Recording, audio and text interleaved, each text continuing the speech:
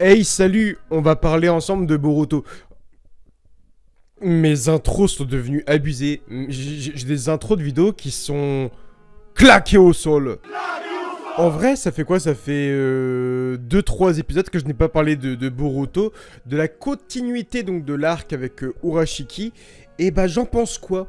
J'en pense quoi de cet arc? Et bah j'en pense du positif et du négatif. Ouais, j'arrive encore à trouver du négatif. Je suis incroyable. Le négatif ne vient pas en fait donc de l'animation, de ce qui s'en dégage via les studios Pierrot, des épisodes, des OST, de la trame et tout. Pas du tout. Le négatif, selon moi, vient d'une problématique beaucoup plus profonde de l'œuvre. Et on va en parler en fin de vidéo. En fin de vidéo. Genre, mon haut de fin, il est monté vers le grave. C'était incroyable. Mais si toi aussi, tu aimes Boruto, lâche un gros like en dessous de la vidéo. Et niveau com, bah, je suis toujours pas bon non plus. Bref, trêve de mondanité. On va parler un peu ensemble donc des 3 derniers épisodes de Boruto, ce qui est intéressant, ce qui a bien été joué. Il y a énormément de positifs pour les studios Pierrot. Déjà, ramener donc la tortue de Urashiki est un grand point positif. J'en ai parlé en live, j'en ai parlé dans d'anciennes vidéos aussi. Et ProSensei en a également fait une vidéo entière et théorique sur la mythologie de la création de Urashiki Kinshiki Momoshiki. Et effectivement, le personnage donc de base qui était Urashiki était lié mythologiquement à une tortue qui a enfin fait son retour et son arrivée avant tout dans le manga Boruto et c'est très très bon. Donc moi je laisse à César ce qui est à César et donc extrait de la vidéo de ProSensei et tu vas un peu comprendre de quoi parle un peu cette fameuse petite tortue. Tout d'abord, Urashima Tano était un pêcheur à qui il est arrivé une petite aventure avec une tortue qui l'a aidé en soudoyant des enfants qui étaient en train d'embêter cette tortue et cette tortue a été libérée, remise en mer et un jour est revenue a voulu faire un cadeau à Urashima. Elle a proposé d'accompagner Urashima visiter un palais. Quand il est arrivé dans ce palais était le palais de Ryugu qui se situait sous la mer. La tortue s'est transformée en princesse, avec qui il a passé pas mal de temps. Durant le temps qu'il a passé là-bas, ces quelques heures qu'il a passé avec elle dans le palais, il a passé vraiment un bon moment et même la princesse voulait que Urashima reste. Urashima avait le mal du pays et voulait rentrer chez lui. Il demanda à la princesse de partir, la princesse lui remit un trésor en partant le Tametebako. Urashima accepta et retourna chez lui. Arrivé au village, il n'y avait plus personne et plusieurs centaines d'années s'étaient écoulées entre deux. À la suite de ça, il s'est dit je vais ouvrir le Tametebako et en ouvrant le Tametebako il a absorbé toute la vieillesse que la princesse avait stockée dans le palais Ryugu, donc plusieurs siècles de vieillesse et celui-ci mourra très rapidement. Donc dans la mythologie la tortue est donc liée à l'espace et au temps à la fois, au voyage, mais cette tortue est un peu une seconde moitié pour Urashiki. Dans l'anime Boruto, la tortue a également un lien avec l'espace et le temps, et en fait la tortue ne va pas forcément donner du négatif à Urashiki, mais plus ou moins du positif, en offrant un voyage dans le temps de 20 ans vers le passé. Donc si tu ne savais pas d'où venait la tortue, en fait ça vient juste de la mythologie japonaise encore une fois, et c'est très bien vu. C'est très très bien joué. D'ailleurs, abonne-toi donc à la chaîne de ProSensei qui propose donc la vidéo que tu as vue en extrait. Parce qu'il fait du très très bon taf. Et que c'est un peu la famille, tu vois. Abonne-toi. Ensuite, donc pour les 2 derniers épisodes, c'est très bon dans l'ensemble. On retrouve les OST de Naruto, donc full nostalgie. On retrouve Jiraiya, Naruto, Rock Lee, Sakura, Neji, Tente et bien d'autres. C'est très très cool. C'est très très cool. Mais quand j'y pense, en fait, dans le dernier épisode, on a vu tout le monde sauf Tente. Elle est pas respectée, la meuf. Il y a des scènes juste complètement magiques, comme la scène après les ramen où Boruto dort chez Naruto et les deux parlent en pleine nuit. La musique est sublime, les couleurs sont belles, les yeux sont incroyables. Il y a tellement d'émotions où Naruto parle à Boruto en disant « Mais tiens, toi, parle-moi un peu de ton père, comment il est ton père et tout, tu vois ». Et on voit que Boruto parle de son daron, mais en même temps, il parle à son daron, donc c'est tellement cool. Il y a plein de choses toutes bêtes aussi, dans le sens où, après cette scène-là, Naruto met ses mains derrière sa tête, et il tourne la tête vers la fenêtre. Et Boruto imite le geste, dans le sens où, là, Boruto rencontre son père, donc qui a 12 ans. Donc Naruto et Boruto, dans cet arc-là, ont le même âge. Mais Boruto imite tout de même les faits et gestes de son père parce qu'il reste admiratif malgré les époques et tout. Et c'est tellement cool. C'est un truc tout con, je sais pas si tu l'as remarqué, mais voilà. Boruto s'inspire quand même de son père enfant. Et c'est tellement bon. En tout cas, cette scène-là fait partie de l'une des plus belles de l'anime Boruto. Au niveau émotion, elle est très très forte. et puissante à la fois. Il y a la scène aussi, donc dans le dernier épisode, où Boruto comprend que c'est Sasuke qui a déserté le village, où il va parler à son tuteur, donc le Sasuke du présent. Il fait voilà, je sais que c'est toi qui as quitté le village et tout, pourquoi t'as fait ça? Sasuke qui s'explique un peu, il fait j'avais pas le choix à cette époque-là. Et Boruto qui fait mais va leur parler, tout va leur expliquer un peu où tu peux être, ce qui s'est passé, pourquoi t'es parti et tout. Et Sasuke refuse tout simplement du fait de s'approcher de quelqu'un qui lui est proche et de changer en fait le présent.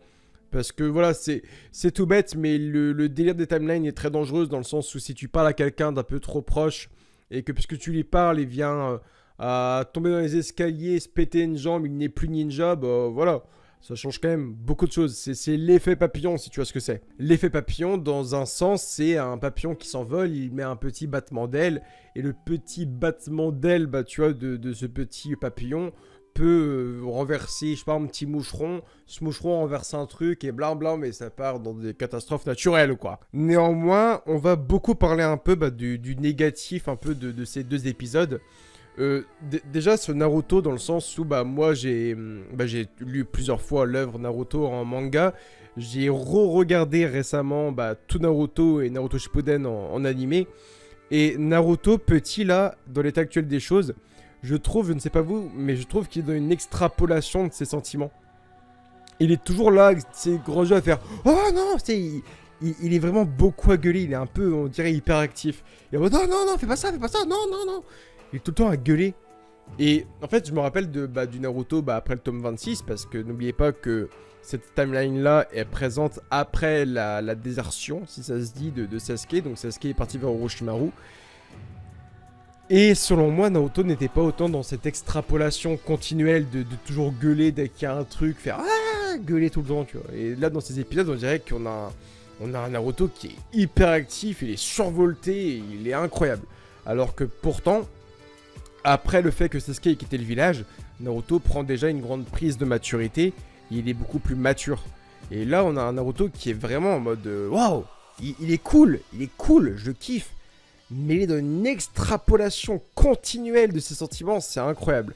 Et ça me donne ce sentiment de me dire que c'est pas le Naruto que j'ai connu limite. Ensuite, je me dis que après son hospitalisation à Konoha, Naruto part quasiment directement en entraînement. C'est dans la continuité, encore une fois, du tome 26, fin de tome 26, peut-être milieu de tome 27. Mais après son hospitalisation, Jiraiya le prend sous son aile et il part directement de Konoha. Là, on sait que ça fait plusieurs semaines, voire peut-être des mois même, que Sasuke est parti de Konoha. Et à Jiraiya et Naruto qui font leur voyeur dans les bains publics. Et ils ne partent pas à l'entraînement. C'est pour ça que je me dis que déjà la timeline a peut-être pris un coup, tu vois. C'est con, mais dans la timeline A que nous on a déjà vécu, dès qu'il est hospitalisé, dès qu'il sort de l'hôpital, bim, il part à l'entraînement. Tu vois, il n'y a pas de temps à perdre, ils ont 2 ans, bim, il part direct s'entraîner. Là, pour autant, on a un Naruto qui est sorti de l'hôpital et il est avec Jiraiya dans Konoha. Ils vont faire les voyeurs au bain public, ils font un peu les cons, ils font des petites missions et tout, tu vois. Ça rejoint plus limite le délire des hors-séries qu'on a eu après Naruto, tout simplement. Maintenant, ma problématique donc va être très simple. C'est en fait via tous les fans, tous les téléspectateurs qui ont repris actuellement donc Boruto. Et pourquoi surtout ils ont repris Boruto. Et c'est une chose qui me déçoit un peu parce que j'ai vu beaucoup de youtubeurs revenir également pour parler de Boruto. Beaucoup de vidéos revenir. Je pense par exemple à Saikyo Devin qui a un ami. Et Saikyo il est revenu directement faire des reviews en parlant de Boruto. Mais pourquoi les gens reviennent d'un coup sur Boruto alors que tout le monde crachait dessus, hein, on va pas se mentir. Tout le monde disait ouais c'est chiant, ouais c'est redondant, ouais ça avance pas. Et là d'un coup les gens reviennent. Pourtant ce n'est pas un arc dit canon parce que ça n'apparaît pas dans le manga. Et c'est toujours entre ce chapitre numéro 11 et le chapitre numéro 12.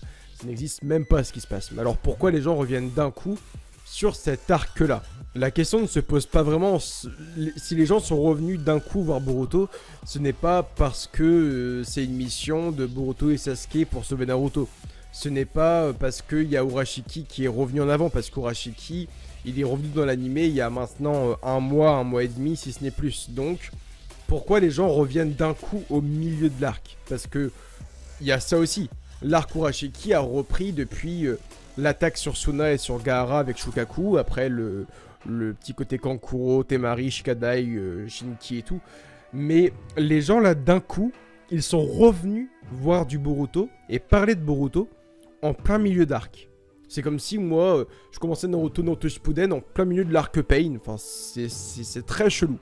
Et les gens critiquent vraiment Boruto depuis longtemps. Hein. Tu vas sur Twitter, sur Instagram, les gens critiquent et aiment défoncer Boruto. Mais d'un coup, d'un dimanche à l'autre, bah, les gens sont revenus. Et pourquoi? C'est triste à dire, mais c'est parce qu'on retrouve Naruto enfant, Jiraiya, Sakura enfant. Et en fait, les gens regardent juste et reprennent Boruto parce qu'on voit les personnages de Naruto enfant.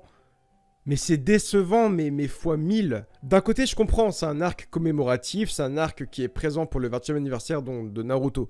Il y a des OST qui nous rappellent une certaine nostalgie, il y a une rencontre de Boruto et de Naruto enfant, les deux enfants, donc c'est cool à voir. Ça peut rendre curieux, ça peut nous donner envie de regarder. Mais dans la globalité, si on réfléchit bien, les gens reprennent Boruto en animé. Pourquoi? C'est parce que on a Naruto enfant.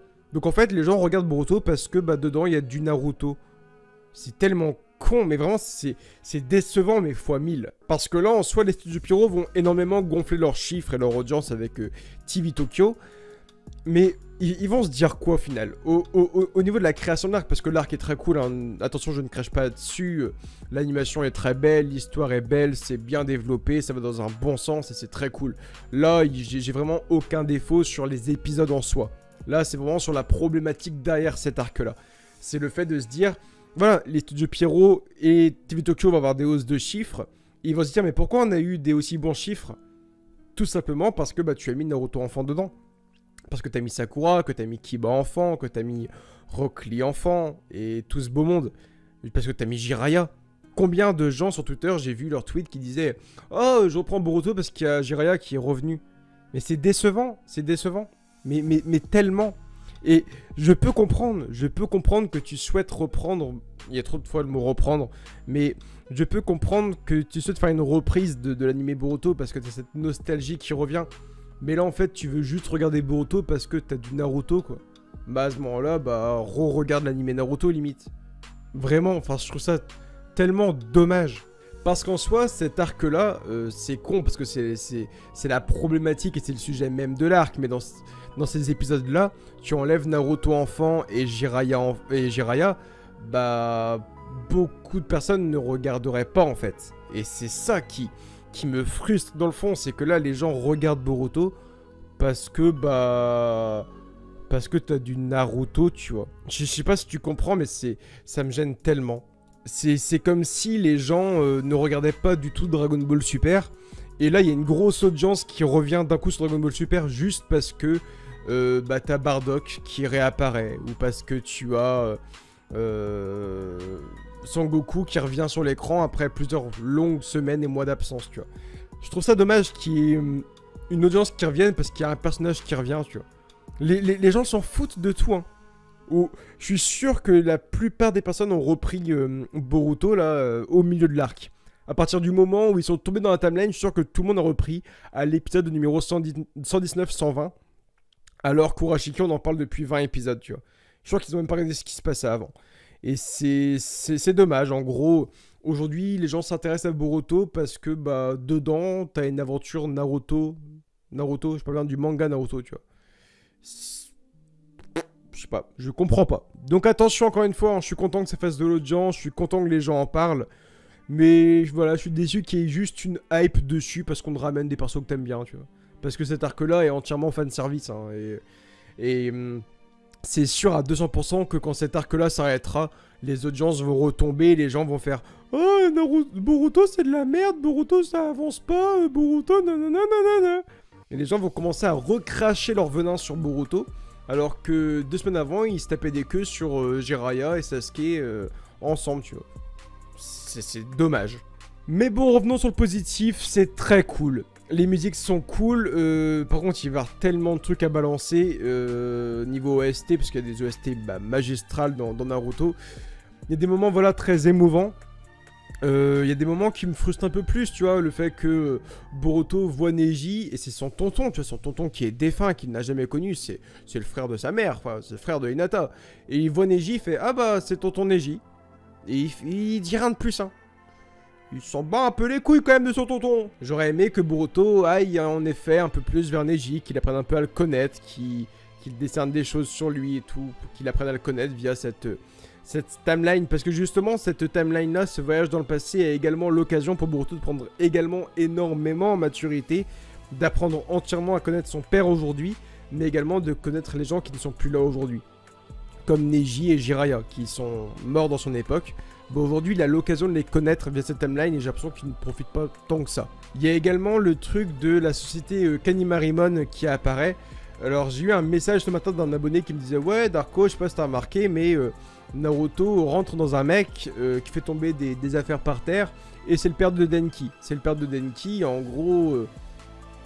Naruto et Boruto ensemble vont insuffler l'idée au père de Denki de créer le convoi éclair. C'est le délire complètement. Mais là, qu'on le veuille ou non, Boruto a drastiquement changé le futur en fait. Je sais pas si tu vois ce que je veux dire. Et encore, il y a des problèmes de concordance dans les timelines. Je vais être chiant, mais c'est pas logique. Parce que aujourd'hui, dans cette timeline là, c'est Boruto qui parle à Naruto.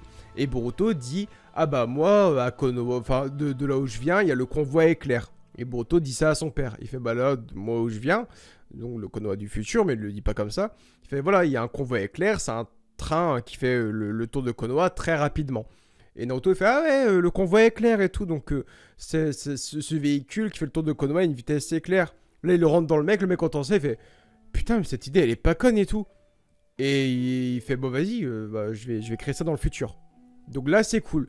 Tu te dis, Naruto insuffle l'idée à Kanimarimon de créer dans le futur le convoi éclair.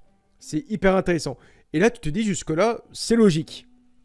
Voilà. Sauf que ça, c'est une timeline bis, c'est une deuxième timeline, une timeline complètement différente de la nôtre. Mais comment ça s'est passé dans notre timeline à nous? Comment le Kanimarimon de notre timeline actuelle, lui, a eu l'idée dans le passé de le créer? Parce que Enfin, c'est pas un Boruto enfant qui a rencontré un Naruto enfant, tu vois.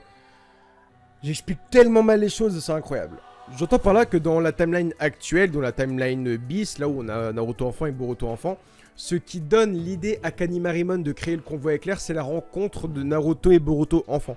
Sauf que dans notre présent à nous, il n'y a jamais eu cette rencontre, donc il n'y a jamais eu l'idée d'insuffler le convoi éclair. Donc voilà, ça c'est un peu chelou. Je me dis également que dans mes plus gros fantasmes, on pourrait partir peut-être sur un délire à la Road to Ninja. Parce qu'en fait, c'est un arc entièrement fanservice. Hein. Vous l'avez vu, on revoit Neji, on revoit Jiraiya, on revoit des beaux trucs et tout. Et là, on a Urashiki qui débarque pour attraper Naruto en fin d'épisode. Et il y a plein de gens sur Twitter et autres qui me disent « Mais est-ce que tu penses qu'on verra des membres de l'Akatsuki? Est-ce que tu penses qu'on verra par exemple Itachi ?» Mais c'est tellement probable, dans le sens où aujourd'hui Urashiki a comme mission de capturer donc Naruto, mais surtout de capturer Kurama. Mais dans cette timeline là, il existe toujours l'Akatsuki, il y a toujours Itachi, Kisame, Idan, Kakuzu, Daidara, Sasori et tous les autres. Sauf que l'Akatsuki a le même objectif, Akatsuki veut également capturer Kurama pour le projet Œil de Lune. Donc je me dis... Est-ce que Sasuke n'aurait pas le culot d'aller voir Itachi, peut-être, ou un autre membre de l'Akatsuki, et faire écouter, je viens de Konoha, il y a un mec qui veut capturer Kurama, vous le voulez aussi, alors rejoignez nos plans, tu vois, un truc du genre. Mais pourquoi pas, ça peut être carrément probable, dans le sens où Akatsuki pourrait carrément rejoindre temporairement les rangs de Boruto et Sasuke, et se battre ensemble contre Urashiki afin de le défaire, parce qu'ils veulent tout simplement garder Naruto. C'est tellement probable. Donc à la même image que Road to Ninja, où les membres de l'Akatsuki se battaient avec Naruto contre Obito et Menma. Et c'était complètement le même délire, où il y avait Akatsuki qui avait le même objectif que Naruto, un objectif commun. Et donc les membres de l'Akatsuki étaient pour une fois gentils, ils se battaient avec Naruto contre un ennemi. Là, on pourrait avoir ça dans cette hors-série-là, dans cet arc commémoratif, d'avoir les membres de l'Akatsuki qui rejoignent temporairement Sasuke, Boruto, Jiraiya. Enfin, ce serait tellement épique. Tu vois, parce que, garde ça en tête, c'est que les membres d'Akatsuki veulent Kurama. Et là aujourd'hui il y a un autre mec qui veut Kurama. Donc ça va être un peu Akatsuki qui va défendre Naruto en mode bah non il est à nous quoi, donc tu nous le laisses. Et imagine, là tu peux partir sur des délires, hein. Tu peux avoir Pain avec Jiraiya contre Urashiki, tu peux avoir Itachi, Sasuke adulte, les deux contre Urashiki. Tu peux tellement avoir des combos tellement stylés. En tout cas, encore une fois, l'arc est très cool, j'ai hâte de voir la suite, mais j'espère que cette petite théorie là des mondes d'Akatsuki pourrait être cool. Parce qu'encore une fois, voilà, n'oublie pas, hein, c'est un arc vraiment commémoratif et énormément rempli de fanservice. Voilà, faire du fanservice dans Naruto sans parler des membres de l'Akatsuki, c'est compliqué quand même. En tout cas, like, commente, abonne-toi Facebook, Twitter, Instagram et Snapchat. Et je vous dis à très bientôt pour de nouvelles vidéos. Et demain, on parlera un peu de Dragon Ball Super sur la chaîne secondaire. En tout cas, bye tout le monde et date basso.